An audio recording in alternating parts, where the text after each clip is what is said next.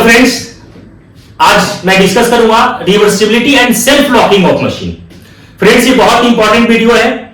ये directly university examination में ये क्वेश्चन पूछा जाता है कि reversibility and self locking of machine होता क्या है, इसका हम एफिशिएंसी कैसे निकालते हैं रिवर्सिबिलिटी के केस में और सेल्फ लॉकिंग के केस में।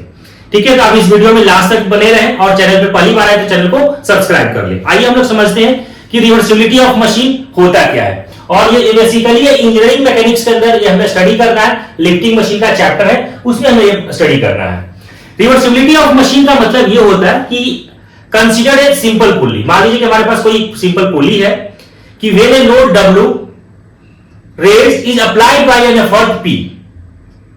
अगर हमारा कोई W रेज हो रहा है, अगर हम P फोर्स उसके ऊपर लगा रहे हैं तब if removing the effort P that is P is equal to 0, the load W move come down, then the machine is said to be reversible। जैसे आप डायग्राम से समझते हैं फ्रेंड्स, जैसे मान लीजिए कि ये हमारे पास क्या है कि कोई पुली है और ये हमने ले लिया कि हमारे पास क्या है, कोई पुली है और यहां पे मैंने लगा दिया एफर्ट और यहां लगा दिया मैंने लोड W।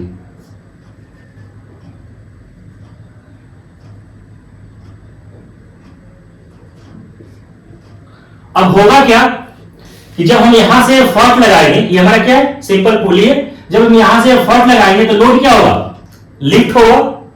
जब हम एफर्ट को अगर आप छोड़ दीजिए, P इक्वल टू 0 कर दीजिए, उस कंडीशन में क्या होगा, लोड हमारा नीचे की तरफ आ जाएगा। Then the machine is said to be reversible of machine। Clear हो गया। इसको हम लोग लिखेंगे कि consider a pulley, consider a pulley when a load W, when a load W is raised by and effort P, if removing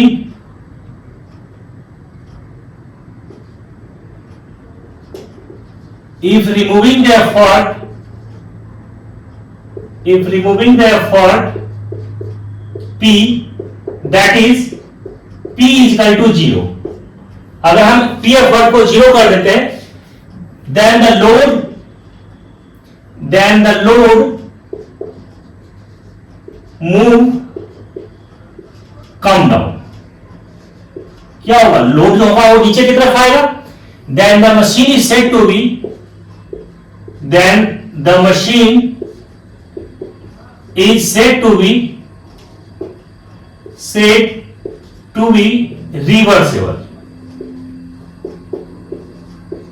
reversible of machine. अगर हमारा load, जब हमने एफर्ट लगाया तो लोड हमारा क्या हो गया, लिफ्ट करेगा। जब आपने एफर्ट लगाना 0 कर दिया तो लोड हमारा क्या होगा, नीचे आएगा। That is called reversibility of machine. एक ऐसा कंडीशन होगा कि if removing the effort P is equal to 0, अगर आप एफर्ट 0 कर दिए, उस कंडीशन में क्या होगा कि the load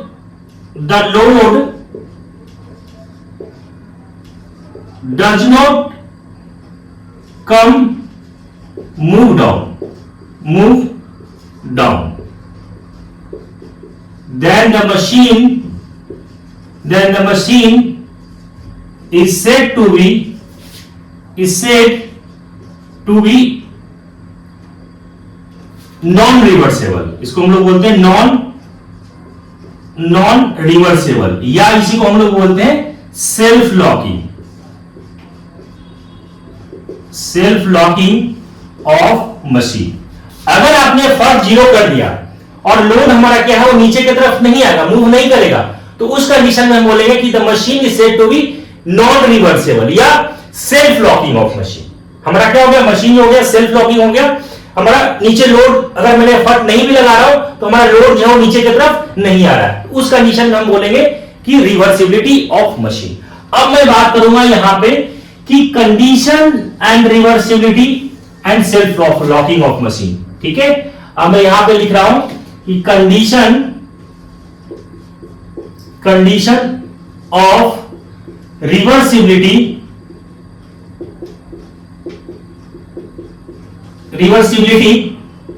and self locking of machine.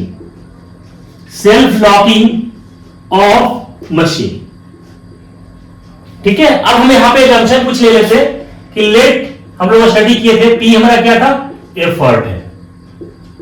P क्या है, एफर्ट है।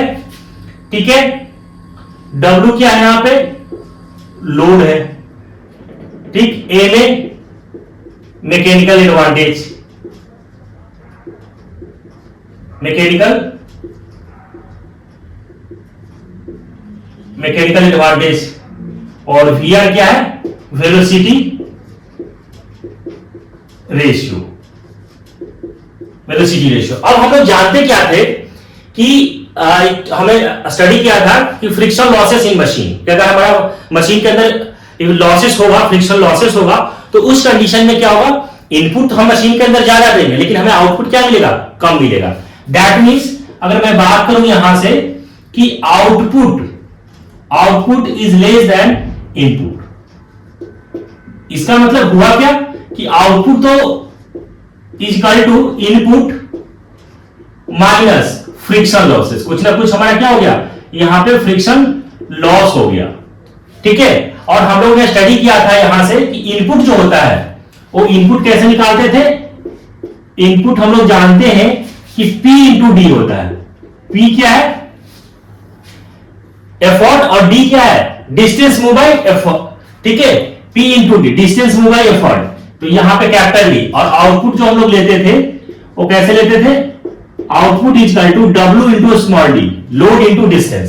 ठीक है, तो यहां से जब हम लोग निकालेंगे तो यहां से क्या हो जाएगा कि आउटपुट, तो आउटपुट हम लोग यहां से कैसे निकालेंगे कि W into d is equal to input, input हमारा क्या है P इंटू डी माइनस, ठीक है, फ्रिक्शन लॉसेस। अब फ्रिक्शन लॉसेस जो होगा वो कितना होगा, अगर मैं मार्क करूं कि फ्रिक्शन लॉसेस अगर मैं यहां से निकाल लूं इसी वाले केस से, तो आप इसको ऐसे निकाल दीजिए कि ये रिलेशन से आप ऐसे निकालिए। तो यहां से देखो कि फ्रिक्शन लॉसेस की अगर मैं बात करूं तो friction losses input minus output होगा, इनपुट माइनस आउटपुट।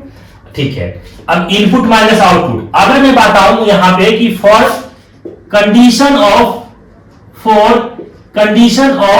रिवर्सिबिलिटी,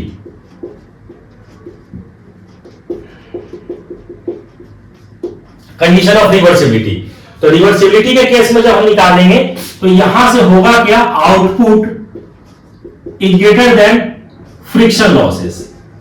कैसे निकालेंगे, फ्रिक्शन लॉसेस। अब आउटपुट की बात करते हैं तो आउटपुट का फॉर्मूला हमने जानता हूं हम लोग, क्या होता है, W इंटू डी होता है। तो W यहां से कैसे निकालते हैं, W into small D is greater then friction losses. तो फ्रिक्शन लॉसेस कितना होगा, इनपुट माइनस आउटपुट। तो इनपुट को हम लोग क्या लिख सकते हैं, P इंटू कैपिटल डी, ठीक है, माइनस आउटपुट क्या हो जाएगा, W इंटू स्मॉल डी। तो इसको इस तरफ शिफ्ट करो तो यहां से क्या हो जाएगा, 2 into W into d is greater then P into D. इसको डिवाइड कर दीजिए तो यहां से कितना हो जाएगा, W upon P into small d upon capital D is greater than 1 upon 2। इसको 2 कॉमी साइड शिफ्ट कर दिए, और W अपॉन P हम लोग जानते हैं कि ये होता क्या है, मैकेनिकल एडवांटेज। इसको हम लोग लिखेंगे mechanical advantage into small d upon capital D. ये हम लोग वेलोसिटी रेशियो होता था capital D upon small D. हमने स्टार्टिंग में एक वीडियो डाला था, उसमें हम लोग किए थे कि लिफ्टिंग मशीन होता क्या है, इसका बेसिक कॉन्सेप्ट कौन कौन से है। सारे हमने इस पॉइंट को कवर कर रखा है, आप उस वीडियो को वहां से आप देख सकते हैं। तो small d upon capital D है, तो इसका हो जाएगा क्या, 1 upon V R is greater than 1 upon 2। और एन अपॉन वी आर क्या होता है, इफिशिएंसी होता है।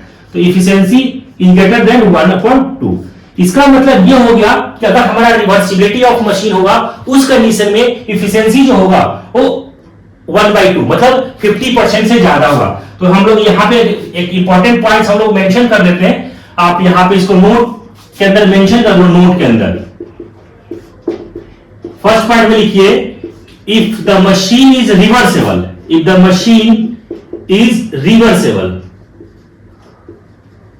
If the machine is reversible, ठीक है, then the efficiency is greater than 50%। और यहां से फ्रेंड्स ये ऑब्जेक्टिव क्वेश्चन भी पूछा जाता है कॉम्पिटिटिव एग्जाम के अंदर, तो आपको ध्यान रखना है कि अगर हमारा मशीन रिवर्सेबल के केस में पूछेगा तो उसका एफिशिएंसी क्या होगा, 50% से ज्यादा होगा। अगर मैं सेकंड कंडीशन की बात करूं कि if the machine is non reversible या self locking, if the machine is self locking, then the efficiency is less than 50%।